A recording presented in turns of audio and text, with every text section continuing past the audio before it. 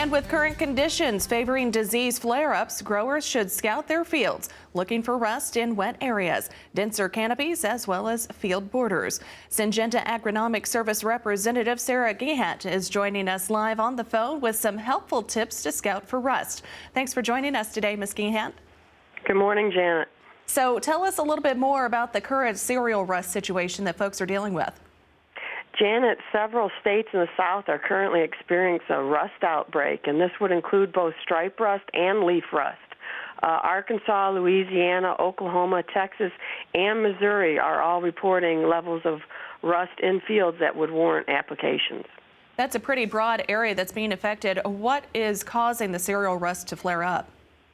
You know, most rust develops with high moisture, high humidity, and temperatures that are conducive to the type of rust at hand. Now, the stripe rust, we see that more with temperatures between 50 and, say, 65 degrees. So when we have the rainfall that we've had humid conditions, and then we have the levels of the disease to the south. It's from these southern locations that these diseases move into the Midwest. So how's the best way for growers to scout for rust? The most important thing is to monitor what's happening in the south. And Janet, because we have high levels of disease to the south, storm fronts moving up from the south are going to bring spores into the Midwest. So I would suggest that growers scout their fields, usually around borders, usually around thicker canopies, denser canopies, and your higher yield environments. Now, the thing to know about rust is that when it infests a field, oftentimes it's erratic across that field. So growers really need to be thorough in their scouting procedure. They need to scout all areas of the field to make sure they don't have it in one area and not another. And of course, what options do growers have to effectively manage that cereal rust?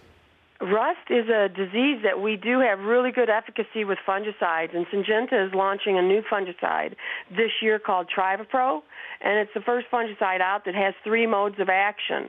One of the modes of action in the chemistry is outstanding on rust, provides better control than anything currently we've seen before. So a grower could go out now, say between weeks 5 and 7, which is near jointing. He's maybe making a herbicide application, and he could take the Trivapro and apply it right now should disease warrant.